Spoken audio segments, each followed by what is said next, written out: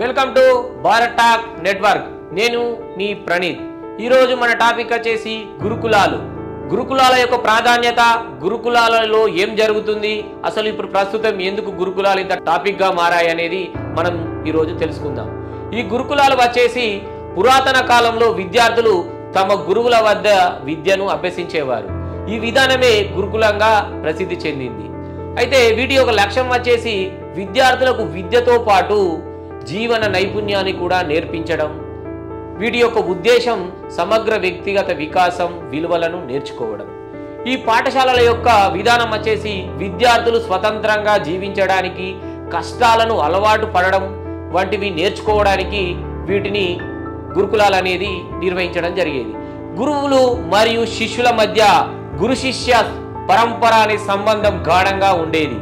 అయితే ఈ గురుకులాల పునరుద్ధరణ వచ్చేసి అంటే గురుకులాలు బ్రిటిష్ కాలంలో అంతరించిపోయిన తర్వాత వీటి పునరుద్ధరణ తర్వాత స్వాతంత్ర అనంతరం స్వాతంత్ర సమర యోధులు తర్వాత అప్పటి సంఘ సంస్కర్తలు విద్యావేత్తలు మళ్ళీ వీటిని పునరుద్ధరించడం జరిగింది.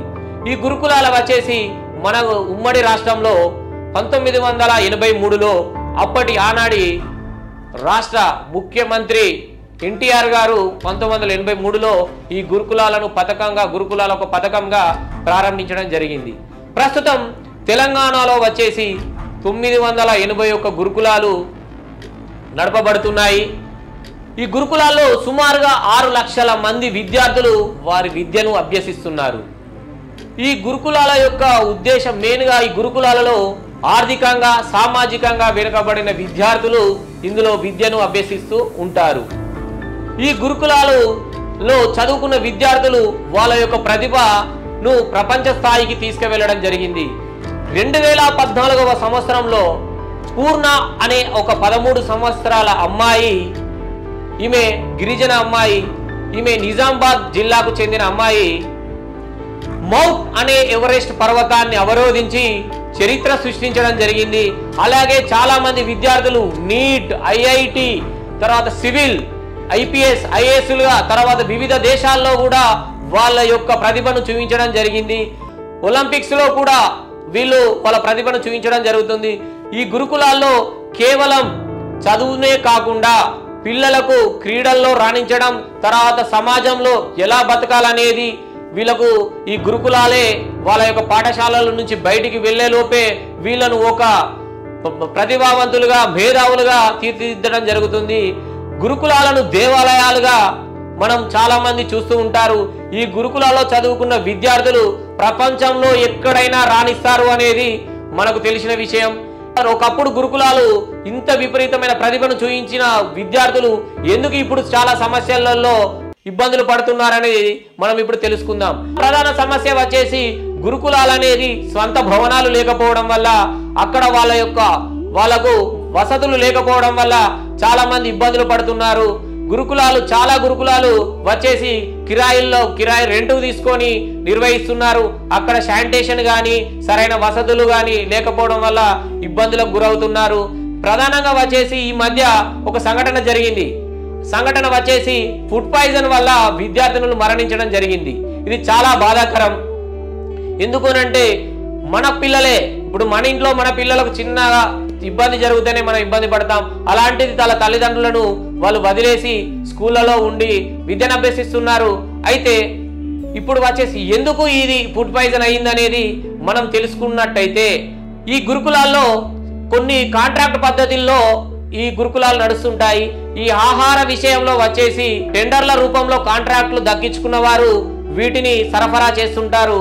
ఎగ్జాంపుల్గా వచ్చేసి చికెన్, మటన్, కోడిగుడ్లు కానీ, పాలు కానీ, తర్వాత నిత్యం అంటే డైలీ వంటకాల్లోకి వండే సామాన్ అంటే వస్తువులు కానీ వీటిని కొంతమంది కాంట్రాక్టర్లు టెండర్లు వేయడం ద్వారా వీటిని వాళ్ళు దక్కించుకొని ఆ యొక్క పాఠశాలకు చేరవేస్తుంటారు.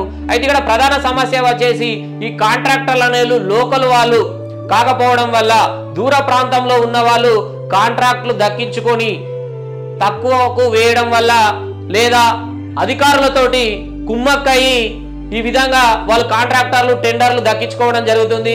ఇలా టెండర్లు దక్కించుకోవడం వల్ల నాన్ లోకల్ క్యాండిడేట్లు దూర ప్రాంతం నుంచి వాళ్ళ యొక్క సరుకులు తీసుకురావడం వల్ల వాటిని నిల్వహించలేకపోవడం జరుగుతుంది. ఎగ్జాంపుల్ గా ఒక కాంట్రాక్టర్ అతను చికెన్ కాంట్రాక్ట్ తీసుకోవడం జరిగింది.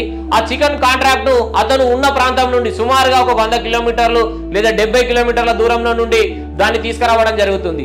అలా తీసుకువచ్చిన దాన్ని గురుకుల పాఠశాలలో ఆ ఇన్ఛార్జ్ గాని, ఆ మెస్ ఇన్ఛార్జ్ గాని, ఆ ప్రిన్సిపాల్ గారు గాని ఏం చేస్తారు, దానిని తెచ్చిన వేటును మాత్రమే వాళ్ళు చూడడం జరుగుతుంది. కానీ దాన్ని పరిశీలించడానికి వాళ్ళకి ఎలాంటి అవకాశాలు ఉండకపోవడం వల్ల వాటిని వండించడం జరుగుతుంది. వాళ్ళు సాయంత్రం గాని రాత్రి కట్ చేశారా ఆ కోడిని లైవ్ లో, లేకపోతే చనిపోయిన కోడులను గాని చనిపోయిన మేకలను గాని వాళ్ళు తీసుకువస్తున్నారా అనేది తెలియదు. అలా తెలియకపోవడం వల్ల వండిన వెంటనే ఈ ఫుడ్ పాయిజన్లు రావడం జరుగుతుంది అనేది చిన్న ఒక ఉదాహరణ. ఇలా జరగడం వల్ల ఆ కాంట్రాక్టర్ ను కేవలం పనిష్మెంట్ కింద మెమోలు ఇవ్వడమే జరుగుతుంది. అక్కడ మెస్ ఇన్ఛార్జిని గాని అక్కడ ప్రిన్సిపాల్ ను గాని సస్పెండ్ చేయడం జరుగుతుంది. ఇది చాలా బాధాకరం. ఎందుకంటే ఈ విధంగా చేసిన తప్పుది కాంట్రాక్టర్ది, ప్రభుత్వ అధికారులది. ఎందుకు అనంటే మీరు లోకల్లో ఉన్న వాళ్లకు కాంట్రాక్టర్లు ఇస్తే నిరుద్యోగ సమస్య తగ్గుతుంది, అలాగే ఎంప్లాయ్మెంట్ పెరుగుతుంది. లోకల్లో ఉండడం వల్ల అక్కడ ఉన్న ప్రిన్సిపాల్ గాని అక్కడ ఉన్న మెస్ ఇన్ఛార్జ్ గాని డైరెక్ట్ గా ఆ యొక్క ప్రాంతానికి వెళ్ళి లైవ్ లో కోడిని కానీ లైవ్ లో మేకను కానీ అక్కడ ఉండి చూసుకొని దాన్ని మొత్తం క్లీన్ చేసుకొని వచ్చేసి పిల్లలకు అందించడం జరుగుతుంది. అలా అందించడం వల్ల ఎలాంటి ఫుడ్ పాయిజన్ కూడా జరగదు. అలాగే కూరగాయలు వచ్చేసి 3 రోజులకు ఒకసారి 4 రోజులకు ఒకసారి స్కూల్కు తీసుకురావడం వల్ల తీసుకువచ్చిన కూరగాయలను భద్రపరచలేక కింద వేయడం వల్ల భద్రపరచడం లేక అవి కూడా పాడైపోవడం వల్ల ఇబ్బందులు కూడా కలుగుతున్నాయి.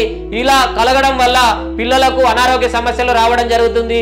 ఇలా వచ్చిన వాటిల్లో ఒకవేళ ఆ యొక్క ప్రిన్సిపాల్ గాని ఆ యొక్క ఇన్ఛార్జ్ గాని ఈ కాంట్రాక్టర్ సరిగా వేయడం లేదు, సరైన వస్తువులను గాని సరైన ఐటెంను తీసుకురావడం లేదు, ఖరాబ్ అయిన ఐటెంస్ లను పాడైపోయి కుళ్ళిపోయిన వాటిని గాని తీసుకువస్తున్నాడని పై అధికారులకు వాళ్ళు లెటర్లు ఇస్తే ఆ అధికారులు ఆ కాంట్రాక్టర్లతో కుమ్మక్కయి మళ్ళీ కింద ఉన్న ప్రిన్సిపాల్ గాని ఆ యొక్క కింది స్థాయి అధికారులను మళ్ళీ ప్రెషర్ చేయడం వల్ల వీళ్ళు మళ్ళీ ఆ కాంట్రాక్టర్ ను ఏమి చేయలేకపోతున్నారు. ఇందులో చాలా రాజకీయాలు జోక్యం ఉంటుంది. గురుకులాల్లో రాజకీయ జోక్యాలు, సంఘాల జోక్యాలు ఉంటే పిల్లల యొక్క భవిష్యత్తు చాలా వరకు నాశనం అయిపోతుంది. దయచేసి రాజకీయ నాయకులారా, కుల సంఘాల నాయకులారా, దయచేసి మీకు చేతులెత్తి జోడిస్తున్నాం. పిల్లల యొక్క భవిష్యత్తు తోటి ఆడుకోకండి. సరైన కాంట్రాక్టర్ కి ఇవ్వడం వల్ల పిల్లల యొక్క ఆరోగ్యం, పిల్లల యొక్క విద్య మెరుగ్గా ఉంటుంది. కాబట్టి దయచేసి లోకల్ కాంట్రాక్టర్లకే అంటే నివాసం లోకల్లో దగ్గర ప్రాంతంలో ఉన్న వారికి మాత్రమే ఇస్తే వాళ్ళు సరైన టైంలో రోజు తీసుకువచ్చేసి ఎప్పటికప్పుడు ఫ్రెష్ గా తీసుకొచ్చేసి ఆ యొక్క స్కూల్ కు అందజేయడం జరుగుతుంది. అలా అందజేయడం వల్ల ఫ్రెష్ అయిన వస్తువులను, ఫ్రెష్ అయిన ఈ యొక్క కూరగాయలను వాళ్ళు వండించడం వల్ల పిల్లలకు ఆరోగ్యకరంగా పోషకాలు అందించడం జరుగుతుంది. దయచేసి మనం ప్రభుత్వం, తెలంగాణ ప్రభుత్వం గురుకులాల మీద ప్రతిష్టాత్మకంగా రేవంత్ రెడ్డి గారు ప్రతిష్టాత్మకంగా తీసుకోవడం జరుగుతుంది. ఇందులో భాగంగా ఎస్సీ, ఎస్టీ, బీసీ, మైనార్టీ పిల్లలు అని కుల వివక్ష ఉండకూడదు అని తెలంగాణ ప్రభుత్వం వచ్చిన వెంటనే తెలంగాణ రాష్ట్రంలో 28 సమీకృత గురుకులాలను తీసుకురావడం జరిగింది. ఇందులో అన్ని కులాలకు సంబంధించిన విద్యార్థులు ఇందులో విద్యను అభ్యసిస్తుంటారు. ఒక్కొక్క గురుకులాల్లో సుమారుగా 2500 మంది విద్యను అభ్యసించేటట్టుగా ప్రణాళికలు సిద్ధం చేసి ఆల్రెడీ శంకుస్థాపనలు చేయడం జరిగింది. ఇందులోనే ఈ క్యాంపస్ లో మినిమం 10 నుండి 20 ఎకరాల మధ్య క్యాంపస్ లో టీచర్లు కూడా ఇక్కడనే వీళ్ళు నివాసం ఉండేటట్టు కూడా ఇప్పుడు ప్రభుత్వం ప్రతిష్టాత్మకంగా తీసుకొని జరుగుతుంది. తెలంగాణ ప్రభుత్వం ఇంత ప్రతిష్టాత్మకంగా తీసుకుంటుంటే కింది స్థాయి ఉద్యోగులు, కింది స్థాయి అధికారులు, కాంట్రాక్టర్లు కుమ్మక్కయి ప్రభుత్వానికి చెడ్డ పేరు తెచ్చే విధంగా చేస్తున్నారు. అన్నారు రేవంత్ రెడ్డి అన్న, మీరు చేస్తున్నది పిల్లల యొక్క భవిష్యత్తు కోసం, మన పిల్లలే, మన ఇంటి పిల్లలే అని మీరు చెప్తున్నప్పటికీ కింది స్థాయి ఉద్యోగులు కొంతమంది కకృతి పడి పిల్లల యొక్క జీవితాలను నాశనం చేయడం జరుగుతుంది. మీరు వెంటనే సమగ్ర విచారణ జరిపించి అసలు కింది స్థాయిలో ఏం జరుగుతుంది, ఒక్కసారి కాంట్రాక్టర్ అనేవాడు సరైన కాంట్రాక్టర్ కాదు అని చెప్పేసి ఆ యొక్క స్కూల్ యొక్క అధికారి ఇతని కాంట్రాక్టర్ సరైన కాంట్రాక్టర్ కాదు అని చెప్పినప్పుడు ఆ కాంట్రాక్టర్ ను బ్లాక్ లిస్ట్ లో పెట్టేయాలి. అతనికి మళ్ళీ ఎక్కడ కాంట్రాక్టర్ రాకుండా చర్య తీసుకోవాలి. అలాగే ఎలాంటి ఫుడ్ పాయిజన్ గానీ ఎలాంటి ఇబ్బందులు జరిగినా ఆ కాంట్రాక్టర్ ను శిక్షించవలసింది కూడా మేము కోరుతున్నాం. బీఆర్ఎస్ ప్రభుత్వ నాయకులారా, మీరు ఇప్పుడు ఉన్న గురుకులాల యొక్క జరుగుతున్న సంఘటనలో మీరు రాజకీయాలు చేయడం సరైనది కాదు. ఈ యొక్క గురుకులాల్లో ఇప్పుడు జరుగుతున్న ఇబ్బందులలో మీ పాత్ర కూడా ఉంది. ఎందుకనంటే మీరు గత 10 సంవత్సరాల్లో మీరు కొత్త గురుకులాలను తీసుకురావడం జరిగింది. కానీ ఏం చేశారన్నా, ఆ కొత్త గురుకులాల్లో కొత్త నిర్మాణాలు చేపట్టారా? అప్పటికేదో మేము గురుకులాలను తీసుకువచ్చామని వచ్చేసి మన ఏంటి పశువుల కొట్టంలాగా చిన్న చిన్న రూములలో, తర్వాత వచ్చేసి శిథిలమైన రూములలో వాళ్ళను ఉంచేసి వాళ్ళను మన ఏంటి ఎలాంటి పరిసర ప్రాంతాలు శుభ్రంగా లేని, ఎలాంటి శానిటేషన్ లేని వాటిలో మీరు అప్పుడు ఉంచడం జరిగింది. మీకు కాళేశ్వరం మీద మీకు వచ్చేసి కాంట్రాక్టులు దోచుకోవడం మీద ఉన్న శ్రద్ధ, అప్పుడున్న గురుకులాలను నూతన నిర్మాణాలు 10 సంవత్సరాల్లో మీరు చేపట్టి ఉంటే ఇప్పుడు ఈ సమస్య రాకపోయేది. కానీ మీరు అదిన్ని ఆసరగా చేసుకొని మీరచేసి ఇప్పుడు రాజకీయంగా విద్యార్థులపై రుద్దడం జరుగుతుంది. మీరు దయచేసి చెప్తున్నాం, ప్రతిపక్ష పార్టీలారా మీకు దయచేసి చెప్తున్నాం, మీరు గురుకులాల్లో రాజకీయాలు చేయకండి. ఎందుకనంటే అది పిల్లల మీద పడుతుంది. మీరు గురుకులాల్లో వెళ్ళి మీరు యొక్క రాజకీయాలు చేయడం వల్ల ఎందుకు మీరు అధికార పార్టీలో ఉన్నప్పుడు ఎందుకు గురుకులాలను సందర్శించలేదు? మీరు ఇప్పుడు ప్రతిపక్షంలో ఉన్నప్పుడు ఇలాంటి ఇష్యూలు జరుగుతున్నప్పుడు మేము కూడా ఉన్నాం, దీంట్లో ఏమి ఇబ్బందులు అయినాయి మేము కూడా సహకారం ఇస్తాం, మా యొక్క పార్టీ తరఫున కూడా మేము అండగా ఉంటాం విద్యార్థులకు చెప్పాల్సింది పోయి మీరు పిల్లల యొక్క మెదల్లో రాజకీయాలను నిలుపుకొల్పే విధంగా మీరు అక్కడికి వెళ్ళి మీరు ఆ యొక్క వాతావరణ భయభ్రాంతులకు గురి చేయడం వల్ల అక్కడ ఉన్న టీచర్లు కూడా చాలా ఇబ్బందులకు గురవుతున్నారు. టీచర్లకు ప్రత్యేకంగా కృతజ్ఞతలు తెలపాలి. ఎందుకు అనంటే కేవలం మన ఇంట్లో మన పిల్లలను ఒకరు ఇద్దరు ఉంటేనే వారి యొక్క పాలన మనం చూసుకోవడానికి ఇబ్బంది అవుతుంది. కానీ వాళ్ళు గురుకులాల్లో వచ్చేసి ఒక్కొక్క పాఠశాలలో 600-700 మంది పిల్లలు వాళ్ళ విద్యను అభ్యసిస్తున్నారు. వాళ్ళ పిల్లలను గురుకులాల్లో చదువుతున్న పిల్లలను వాళ్ళ పిల్లల వాళ్ళే కంటికి రెప్పల్లా కాపాడుతున్నారు.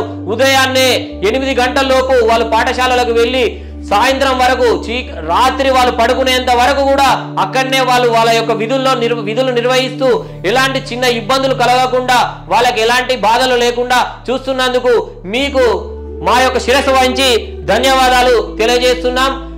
ఇలాంటి గురుకులాల్లో టీచర్లు విద్యార్థులు వాళ్ళ యొక్క బంధం గాఢంగా ఉంటుంది. వాళ్ళందరూ ఎందుకంటే పిల్లలు వచ్చేసి వాళ్ళ తల్లిదండ్రులను విడిచిపెట్టేసి స్కూళ్ళలో మా యొక్క టీచర్లే మా తల్లిదండ్రులని మా గురువులని మా ఫ్రెండ్షిప్ లో ఉంటుందని చెప్పేసి వాళ్ళు మమేకమై ఉంటున్నారు. మీరు రాజకీయ కోణాలు అందులో చూపించకుండా అందులో జరిగిన మీకు సరే మీ యొక్క పార్టీలకు రాజకీయాలు చేసుకోవాలనుకుంటే బయట చేసుకోండి, కానీ స్కూళ్ళలో వెళ్ళి వాళ్ళని భయభ్రాంతులకు ఇబ్బందులకు గురి చేయకూడదని, అలాగే రేవంత్ అన్న దయచేసి మీరు సమగ్ర విచారణ జరిపించి ఇంటి దొంగలను పట్టుకోవాలని చెప్పేసి నాణ్యత యొక్క ఆహారాన్ని అందించే కాంట్రాక్టర్లకే ఇవ్వాలని రాష్ట్రంలో విపరీతమైన ఖర్చు చేస్తున్నాం. వివిధ వాటి శాఖలకు వివిధ బడ్జెట్లు చూపెడుతున్నాం. పిల్లలపై ఎందుకు ఇంత వివక్ష? సరే మీరు ఇప్పటికీ మీ ప్రభుత్వం వచ్చిన తర్వాత మొన్ననే మీరు మంచి మెనును ప్రకటించడం జరిగింది, చాలా సంతోషకరం.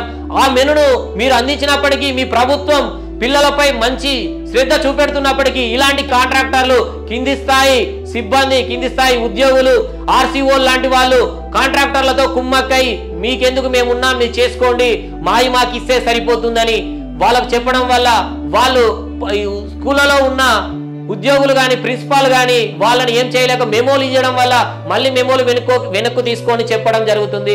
అలా చేయడం వల్ల సరైన విధానంగా పిల్లలకు మీరు ఎంత మెనూ ఇచ్చినప్పటికీ మంచి ఆహారం వాళ్ళకు అందకపోతుంది.